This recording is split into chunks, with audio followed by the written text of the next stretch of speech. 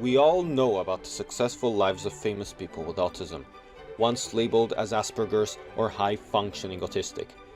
But what about autistic people on the other end of the spectrum? I will be looking into the process autistic adults and their family Go through when transitioning to adult services in Scotland, a process both arduous and uncertain. Now, in late 2023, the Scottish Government published this Statement of Intent, road mapping a strategy for the transition to adulthood process.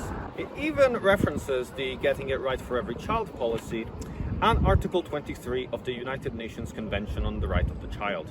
This all sounds very promising, however, the Scottish Government is not the one in charge of the transition process, but rather local authorities like Edinburgh Council, who are also responsible for education. In Scotland, autistic kids can either join a mainstream school with additional support or attend a special school. They are diagnosed and supervised by professionals until they reach 18, starting their transition to adult services, which tends to be easier said than done. In 2012, Dr. Ewelina Rijewska wrote a research paper on the subject. Destination Unknown, Transition to Adulthood for People with Autism Spectrum Disorders, delving into the difficulties autistic people experience in adulthood, disproportionately so from their neurotypical peers. Dr. Rijewska has since moved on to the more medical side of autism and currently works at Edinburgh University. Nonetheless, we managed to get into contact with Dr. Rijewska to talk about her findings. Questions were centered around how they understood that period, what to them transition to becoming an adult meant, whether they had experienced any risk behaviors during that transition. The doctor's findings are less than pleasant. It estimates that more than half of people in Scotland with autism spectrum disorder are adults. Further stating that even if high-functioning people are able to achieve success in adult life, they do so without adequate provision. To check if this is still the case, we asked how the transition process was carried out to a handful of people on the spectrum. For me, it wasn't too bad.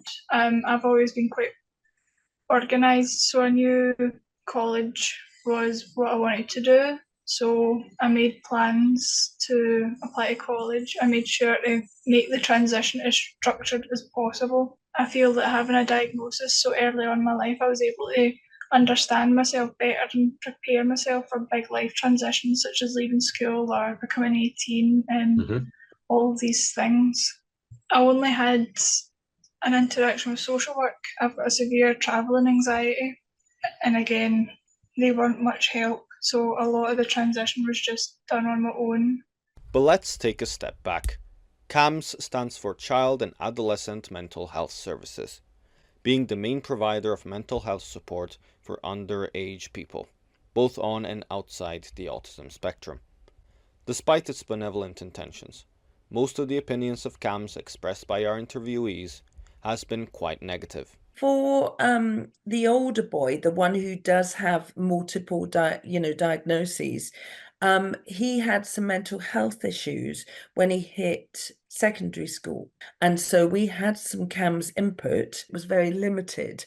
So although the psychiatrist who worked with him did a block of sessions, they tried CBT, but it didn't really work. So they did other sort of talking therapies, which was helpful, but they would sort of stop the sessions after about 6. And we had to re-refer twice, saying that we felt that he needed more sessions.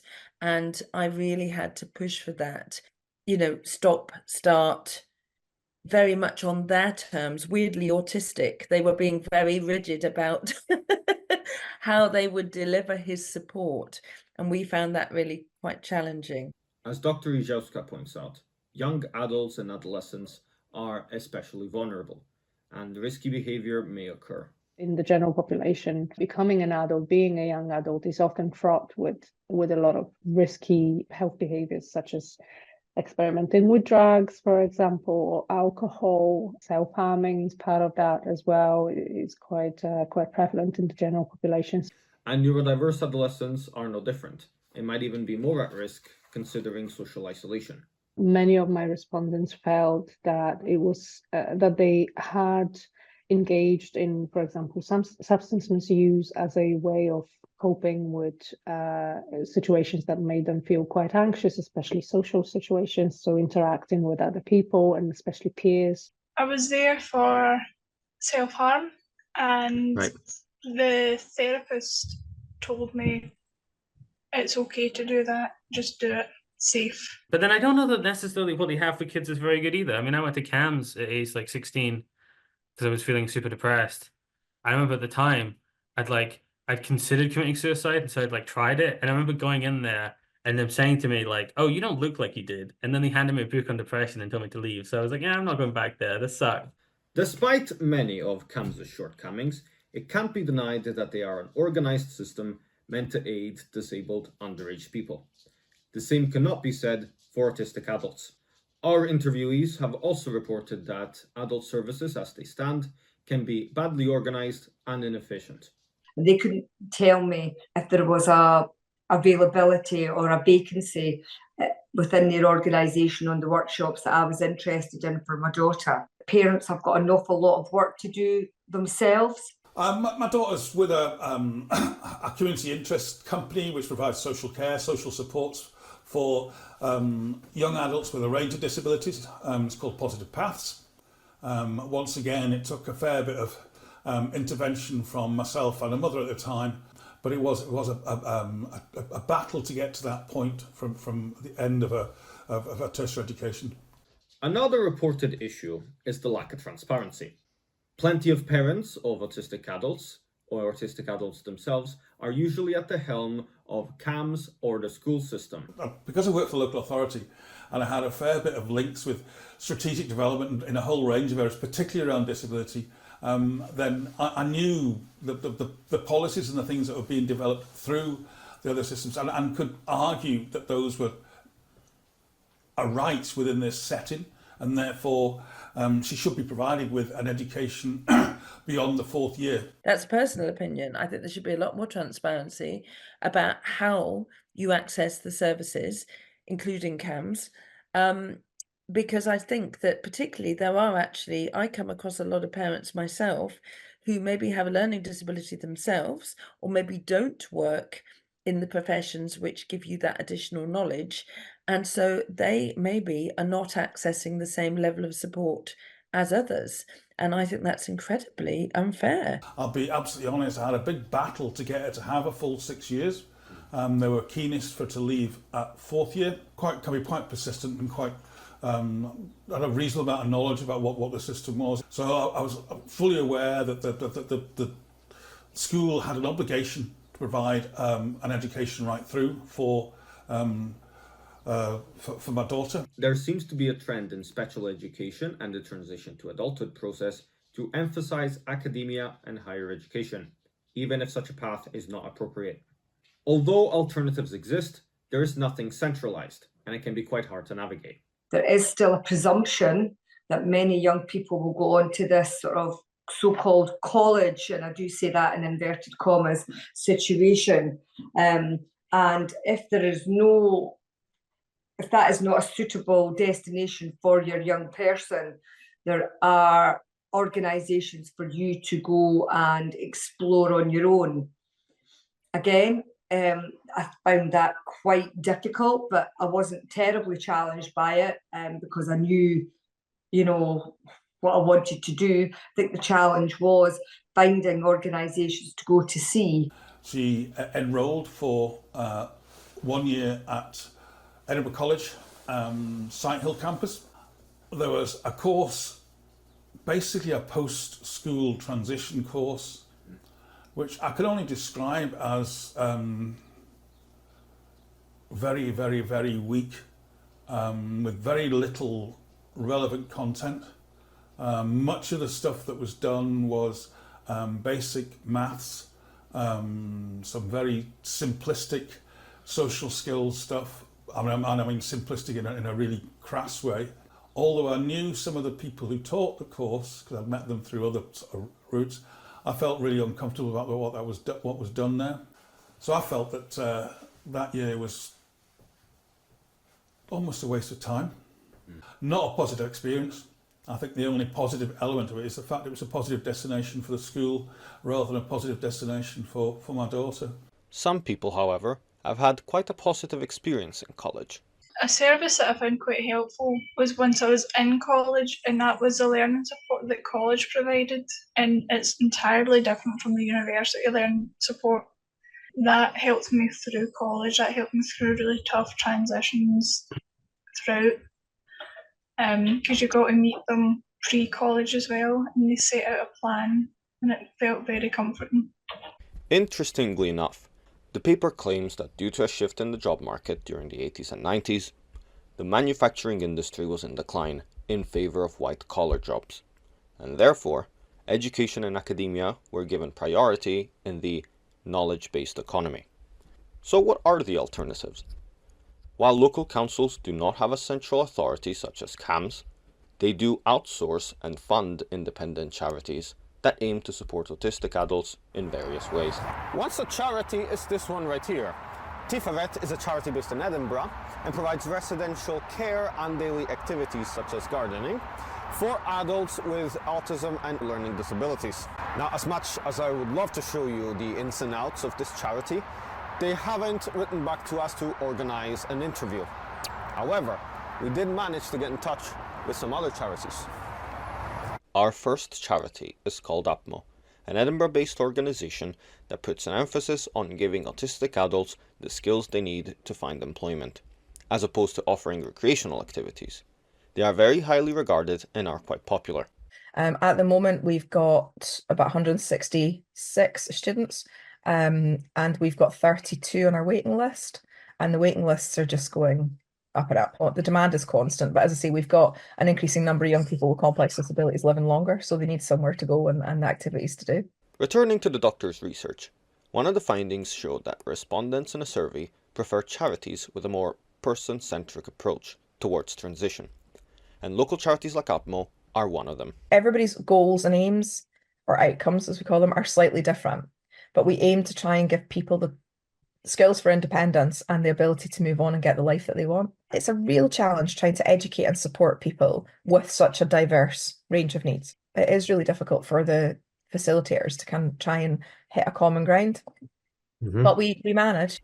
Indeed, despite it being the preferred approach, a person-centric approach focusing on the individual and personalised to their needs is harder to manage, not just logistically, but also financially.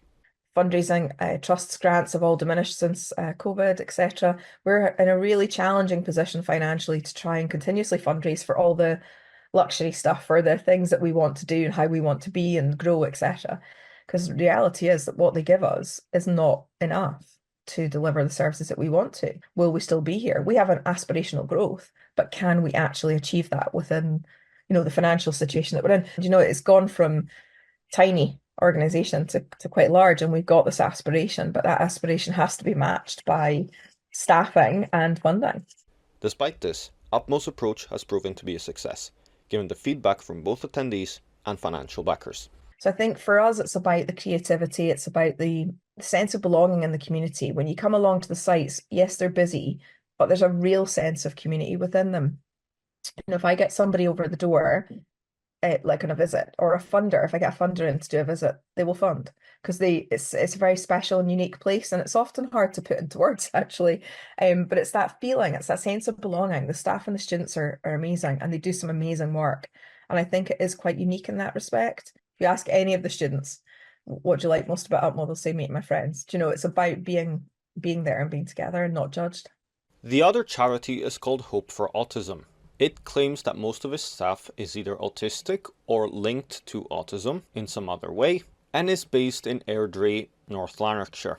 At the moment we have 4 colleagues who are autistic themselves, and I think that adds a great lived experience. All of our team have some kind of link to autism, so even if it's something like they have a sibling who's autistic, or they have children who are autistic, we're very person-centred, so we any way we can, we try and get the views of the people we support to make sure we're delivering the services that they really need. So we spend a lot of time getting to know the people that we support to make sure we know what their interests are, what their strengths are, what their challenges are, and really what they want, what type of support that they're looking for from the organisation. So we spend a lot of time getting to know people and really listen. We need to make sure that we're planning really early for that shift from children's services to adult services, and really making sure that the two are communicating with each other so that that transition can be as smooth as possible. Unlike UPMO, based in Edinburgh, Hope for Autism reports do not have similar financial issues. We are very fortunate that we have some core funding from North Lanarkshire Council, but it's difficult, it's challenging, because I think quite often as a charity the expectation is we can provide everything for free. Finally, there is number 6. It is an Edinburgh-based charity. It functions as a hub for autistic people over 16 as long as they have a formal diagnosis, reside in the Lothians or Borders area, and have no additional learning disability. Number 6 was the original one-stop shop and was set up to provide groups, interest groups, post-diagnostic discussion groups. We have drop-in availability where people can just kind of hang out, and one-to-one advice and support as well. So we do a bit of everything, hence the name one-stop shop. So it's not for everyone. Some people use it as a very social space, coming in to see others and talk to others. Others use it as just a bit of respite from the outside world, if you like. Some interviewees with number 6 experience, however, have had problems with the hands-off approach. After the initial meeting, it was very difficult for Jake to access their actual activities. I think he felt that although they had a lot of very interesting things going on, he was still quite anxious about just sort of turning up and joining in. He hasn't actually used them, but he said to me when I asked him why he wasn't, he said, "I just feel, Mum, after the first meeting, I was kind of slightly left on my own and not really pulled in. I think it would have been nice if they'd said, right, okay, would you like a trial session at the first one, and we'll meet you there and introduce you to some people." Nonetheless, the charity is very well regarded, although it has issues with capacity. Capacity is always the biggest problem because the numbers of people using the service grows by to a much bigger extent than the staff. But what is so special about this person-centric approach? Supporters state that it is a more effective support strategy as it forgoes the stigmatization or arbitrary criteria that comes with the label-centric approach. They couldn't, for example, access services that were for the population with learning disabilities because they didn't meet the eligibility criteria, obviously, by not having an intellectual disability.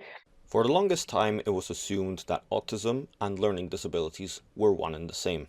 This, along with labels such as Asperger's or the high-functioning, low-functioning spectrum, are said to do more harm than good, according to our interviewees. Kind of maybe old-fashioned terms like high-functioning and low-functioning don't really help. That doesn't really help anything because someone could be able to function very well in some situations but can't function well in other situations. So I think it's more helpful to try and understand what people's support needs are rather than having labels like high and low functioning. He was labelled as learning disabled, but that label, we're actually going through a learning disability assessment with him at the moment to actually prove that he's not learning disabled. So again, having that label on his diagnosis that he's learning disabled at the moment is causing a problem because he can't access certain services which he can only access if he's not learning disabled. Some people think you're too intelligent to have it. Some people think you're too dumb. It's silly. And a lot of people used to say, well, you don't want to be labelled. But I think that that's not true because people are labelled anyway. There was probably boys in my class who were misbehaving and they had a label of being badly behaved boys. And looking back, these kids probably had ADHD, you know? So labels aren't bad things. They're useful because it can tell you a lot of something that you need some sort of support or whatever. In conclusion, we embarked on a journey covering transition to adulthood through the lens of a research paper that was conducted a decade ago. As we reflect on our findings, we're compelled to ask, have things changed? Well, structurally speaking, no. When it comes to the institutions, very little has changed. The process of transition to adult services is a headache. The results of CAMS are mixed at best. And whether or not your local charity is the right one for you is the definition of a postcode lottery. However, what can also be said is that on a societal level, things have improved and have the potential to improve the system if enough pressure is put on it by the people who need it. Awareness of autism has dramatically increased.